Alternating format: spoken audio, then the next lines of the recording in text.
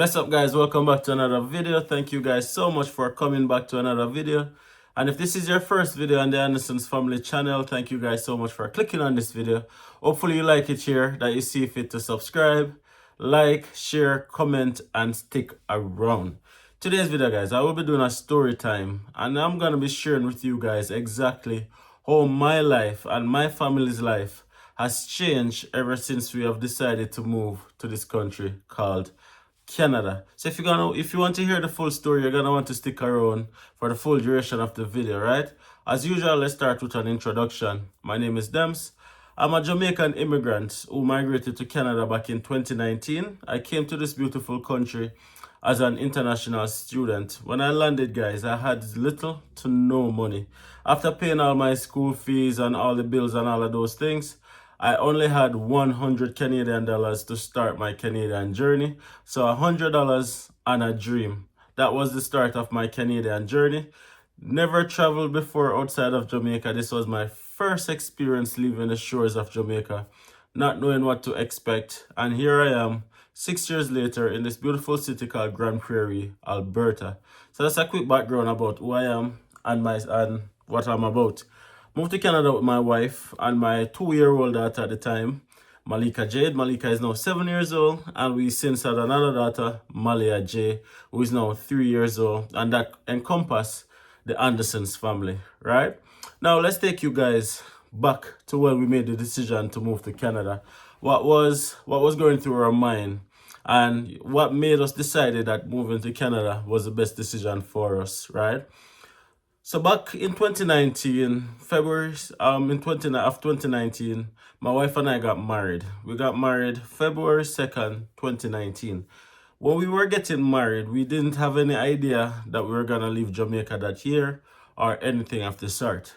My life in Jamaica was pretty much coming up, right? Not where I wanted it to be by any stretch of the imagination, but I had a decent job. We were surviving, we were living, right? Things could have been better. Things weren't perfect, but it's just the way how it was. Now, after getting our daughter was born in 2017. And then she would have been 1 year old and some months when we were getting married, right? So we look at the future for her, what it is that we wanted for her, and so forth, so on. And we believe that Canada would have provided us more opportunities to give her the future that we were thinking of providing for her and any other siblings that would have come in the picture. So that's why we decided to move outside of Jamaica, because while Jamaica is a beautiful country and Jamaica is our first love, we'll always love Jamaica, Jamaica will always be home. The truth of the matter is, we didn't think that there was enough opportunities for everybody. And some of us have to come out of the country in order to make those opportunities a reality, or turn those opportunities into a reality. We were one of those persons who had to leave Jamaica in order to make something of our life, or try to make something of our lives, right? Now, that was what sparked the decision. Now, in deciding to move to Canada, it can be an overwhelming process. So, of course, like many of you guys watching this right now, we didn't know what to do, where to go, or anything like that. But one thing we were certain is that we could not afford an immigration consultant. One, because we spent all this money on a wedding that, if I can give you guys any advice, anybody who's getting married, please keep it as small as possible. That's one of our biggest regrets. If we could go back in time, we would have just gone to the courthouse, we would have just gone to RGD and just bring 2 witnesses with us, sign 2 forms, and spend some time in an all-inclusive hotel, just us. That's what we would have done. Instead of spending all this money and a big wedding. It's not worth it. That's one of our biggest regrets. But anyways, most of our money was spent in having that wedding in 2019. So we're looking and we're like, okay, what can we do in order to move to Canada? And then we started looking at the work option. We started looking into different avenues. And then Nat's other sister who lives there in Canada, so she decided that, hey, you know what? She told her that, you know, international students seem to be a very popular route. Seems to be a very straightforward way that you can move to Canada. And we decided to take her advice. Now, my wife, Natasha, she was the one who was supposed to go to school first. I don't know if I'd ever told you guys this story. But she's the one who should have gone to school, right? However, when she submitted her application was refused because she didn't have CXC maths, right? Now, that was when the decision was made that I would be the one to go back to school. Now, I thought I was done with school, even though I started an associate degree in Jamaica. I wasn't up. I haven't done a bachelor's or anything like that. So, for all of you guys who think that I have a master's, I do not. My highest level of qualification is a diploma in business administration. In case you guys need to know that, right? So I decided that, you know what, I started the associate, I didn't finish. Let's just do the 2-year diploma in business administration because I have a little bit of background in that field. Let's go for it. And that was when we made the decision that we're gonna try. Now, bearing in mind, guys, that, you know what, we didn't have any money. We didn't have any money, you know, guys, because we just done spend all this money on a wedding and all of these things. Also, bearing in mind that I didn't have a passport because I was never, call it lackadaisical, call it lazy, call it, I don't know what it was, but I wasn't foreign minded at the time. I wasn't foreign minded. Jamaica was home and I didn't see myself traveling. So I was taking my own time. So in deciding to try the study route, of course, I had to go and get my passport done, Malika's passport, Natasha had to renew her passport, all of these fun stuff. We got the money little by little and we did all of those stuff. Then we applied to college, and where did we get the money from? And this is how I know we were very serious. This is how I know we were serious because even before we submitted our study permit application, we started selling stuff. We started selling furniture. We started selling everything we can. We hosted fish fry, cake sale. Shout out to all the persons who bought a fish fry ticket or a cake sale ticket from me, and we were just up and about and just hustling some money. And then as we got to a point in the process, we hustled some more money, and then we got to another point in the process and we hustled some more money. And that's how we kept it moving, guys. That's how we kept it moving. My overall goal was to sell my car. At the time, I had a 2012 car, and this was 2019, so fairly decent in Jamaica. Both to carry that because a lot of persons have older cars, so the plan was to sell that car, get at least 15,000 Canadian to supplement what we have and so forth, so on.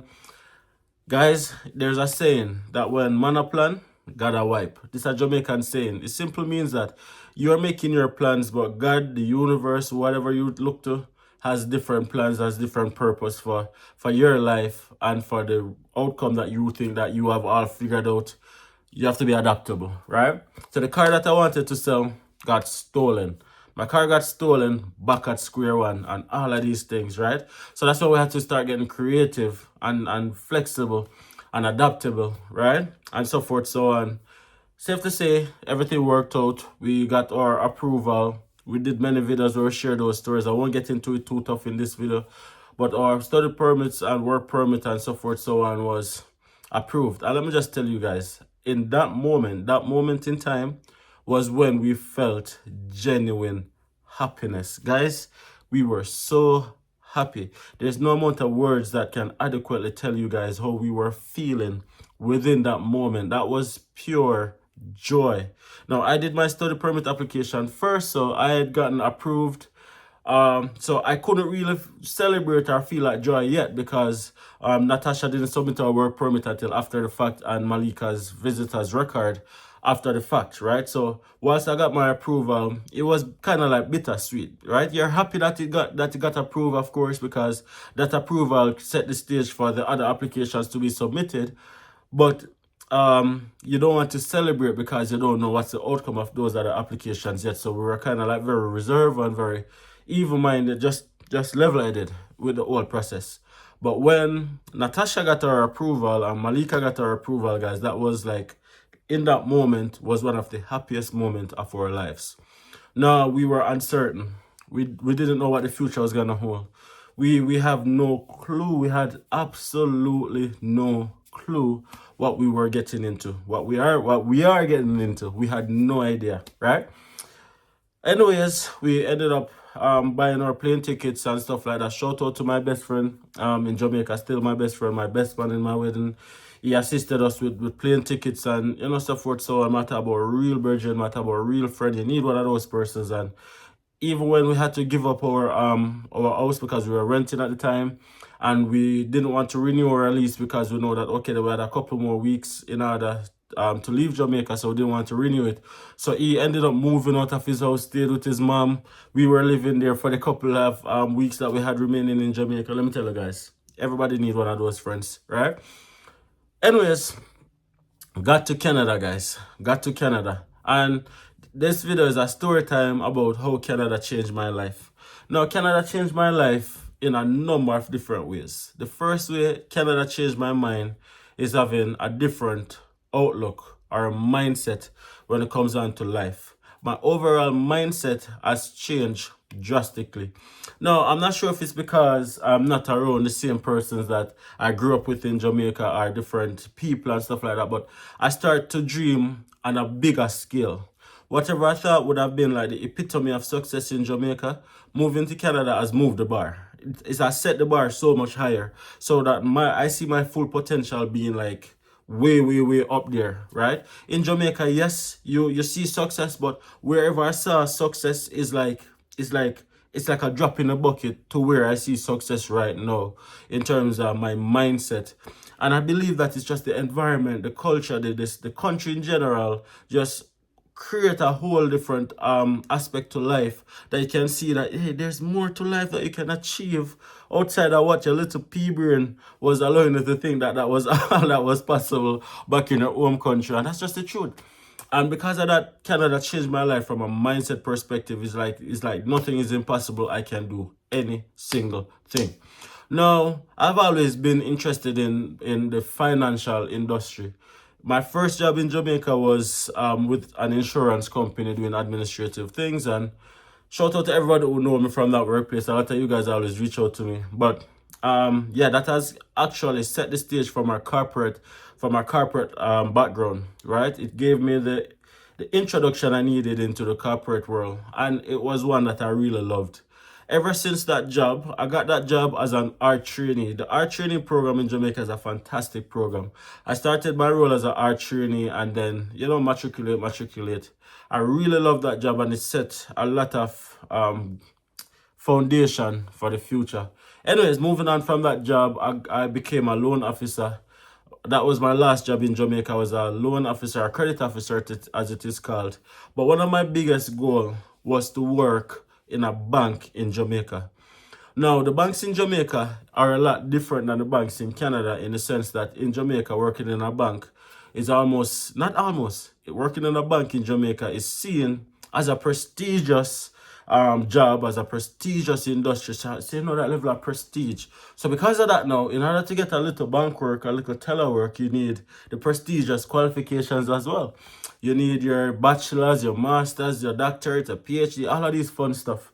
So I didn't have any of those things. As I told you guys, I started an associate degree in Jamaica, not even did finish, right? So I submitted applications, no result. And I'm talking about for teller positions, entry-level positions, no results. So then now I came to Canada and landed in Canada September of 2019. And then I got my first bank job in December of 2019 as a part-time teller. And let me tell you guys, that was the second feeling of happiness that I got throughout my Canadian journey, like approval and then getting my first bank job in Canada. Listen, guys, working in a bank, that's always been my dream. That's something that I was always dreamed about. And then I just applied for the job, and then I just got the job. And then it's like you realize that working in a bank in Canada is like nothing. It's not as prestigious as it is back home. However, it is something that I really loved, because that's something that I always wanted to do. So I got the part-time teller position, and I got the part-time only because I was an international student and I could have only worked 20 hours when school is in session. So because of that, I was working part-time for 20 hours right throughout COVID, all of that, and everything I'm for a reason, because banking is an essential service. So I wasn't laid off, had a job right throughout all of that, so that was very good. So Canada changed my life in that regard as well, because I would not have been able to get a bank job in Jamaica if it is that I didn't decide to further my education and take it as far as possible. But here in Canada, it gave me that opportunity to get that bank job, or not only get that bank job, but also to grow within the banking industry as well. Because here in Canada, what I realize is that experience is a lot more valuable than qualification. It's almost like qualifications get you through the door somewhat, but experience bring you up the ladder, kind of thing. So the more experience you have, the better it is, almost, because I know persons here, more than one persons, who are branch managers with just high school diploma, but what they do have is experience within the relevant field, right? So going matriculated into different roles, and then I graduated school and I got offered a full-time position, and I'm like, yeah, this is it, right? And then after that, now I got offered a different job as a manager in a different bank, and I'm like, yeah, this is it, moving up.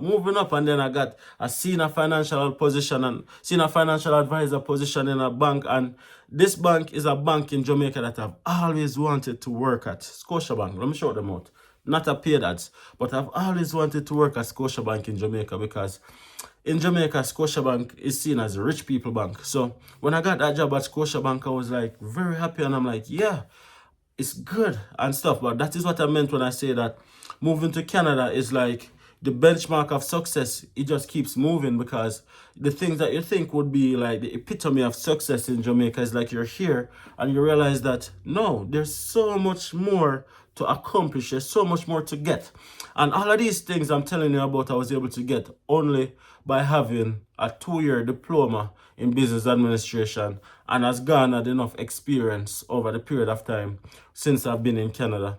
And that is something that I can safely say that if I was still in Jamaica, if I hadn't decided to go back to school in the same position that I am right now, chances are I would not be able to get a bank job. And if I'd even gotten a bank job, I wouldn't have been able to grow and grow so quickly within the banking field. So the experience that I've garnered is also another way that Canada has personally changed my life.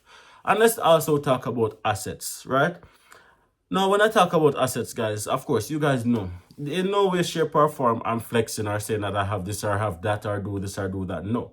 Whenever we share our assets or things that we have accomplished, is really to motivate you guys to know that, okay, then, if we can have that beginning and still accomplish these things, then it's more than possible for you guys to accomplish and do the same things as well. So that's why we share it, first and foremost. So getting a house. We got a house here in Canada in 2023. November 2023 was when we purchased our first house in Canada. Remember now, we landed September 2019.